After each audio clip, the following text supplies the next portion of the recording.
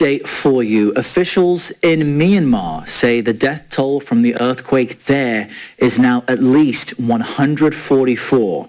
They also report there are more than 700 people who have been injured, and they fully expect those numbers to increase throughout the day. The images you're seeing right now are coming to us live out of Bangkok. This is hundreds of miles away from the epicenter, but you're seeing the aftermath.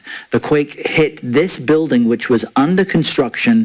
Video captured the collapse. Crews were inside. They are still waiting to see if it's safe enough for these rescuers to try and save anyone who may have survived that aspect of this disaster. In fact, now we want to bring in Sebastian Wolf. He was in Bangkok today when the quake hit just a few hours ago. Sebastian, we can see people moving about the city right next to you. What did it feel like, and what do things look like now where you are? Yeah, good morning to all. It was very, very crazy. It started out of nowhere. The whole building was just shaking. I was on the 20th floor, and people started running, panicking, running out of the building. I personally thought it would be safer to just stay. Also, the building inside looked quite sturdy. I started filming immediately, and then I did see the water flowing over like a waterfall in the building across the street. And it was just something I've never seen in my life this way. And this was not my first earthquake, but for sure the strongest one. And we were just looking at that footage, Sebastian, of what seemed to be a rooftop pool with the water splashing over the edge of that high-rise. Yeah. We're now seeing footage of a building that was under construction, and footage also captured it collapsing. Rescue officials said they were not able to get in and rescue survivors because the rubble was so unstable. Where you are, though, seems to be unaffected. How widespread is the damage? So here I wouldn't say unaffected. The buildings are still being checked. No one can. Most buildings are evacuated. I can still not go home. They're checking the buildings. Maybe you can hear the sirens in the background. People are on the streets, but it could be worse. There's not much damage visible here. Some of the buildings do have damage visibly outside. And the building you referenced was a building under construction that, in fact, collapsed. And as far as I know, there were people inside, workers. Sebastian, we so appreciate you jumping on your phone and connecting with us. Stand still for us so I can get a sense of what's happening around you, and help me understand. You are hundreds of miles away from the epicenter, but how did it feel? Very strong.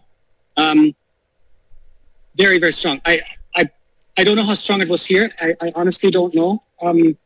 I was on the 20th floor, as I said, and it was real movement. I could not stand still. It was the strongest earthquake that I've ever experienced. And what are you hearing as far as the activity of emergency officials, first responders, ambulances, and the like? Well, the ambulance I can hear in the background. What the officials say, I actually don't know. We just got outside of the building. We were told, and we got messages and information that there's a second wave coming, but that never happened. But it might come at any time, obviously. So for now, we're just getting dinner in a wide side street, no big buildings next to us, and we're just waiting for news, basically. Sebastian Wolf, we appreciate you giving us your first-hand account. Please do stay safe and stay in contact with us throughout the day. Sebastian, thank you.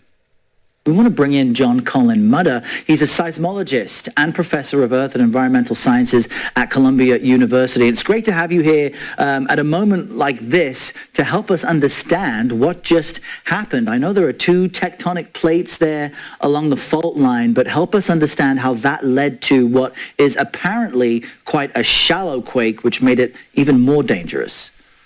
That's right.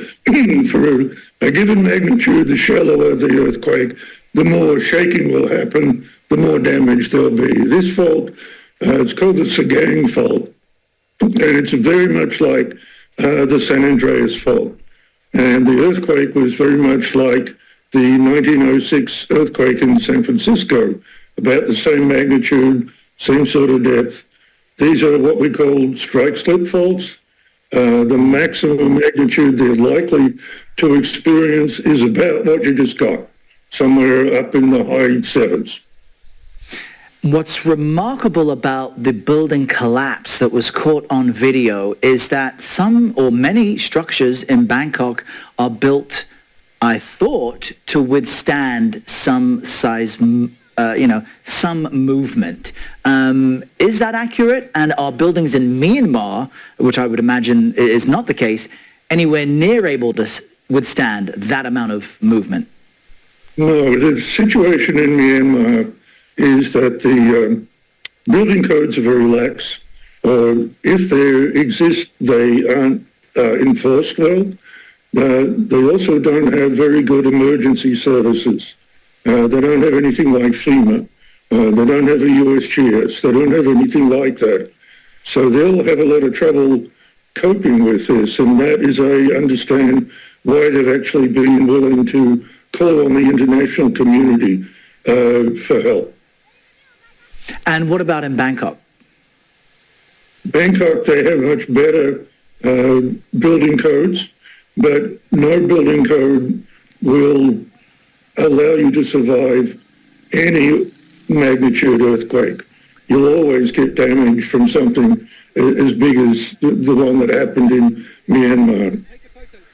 One of the issues we heard out of these rescuers that we're watching in Bangkok is that the rubble was too unstable for them to attempt to rescue the dozens of people believed to be stuck inside. Would that still be the case? Would it be too dangerous right now for them to try and rescue people? Well, I'm sure what they're worried about is that there are weakened structures and a lot of rubble like that. So an aftershock, even though they are always smaller than the main shock, an aftershock could cause even more damage in a structurally weakened building or something like what we're watching. Yeah, our hearts go out to everyone there affected by this. John Colin Mutter, we appreciate you connecting with us and sharing your insight on this. Thanks for your time today. No, thank you.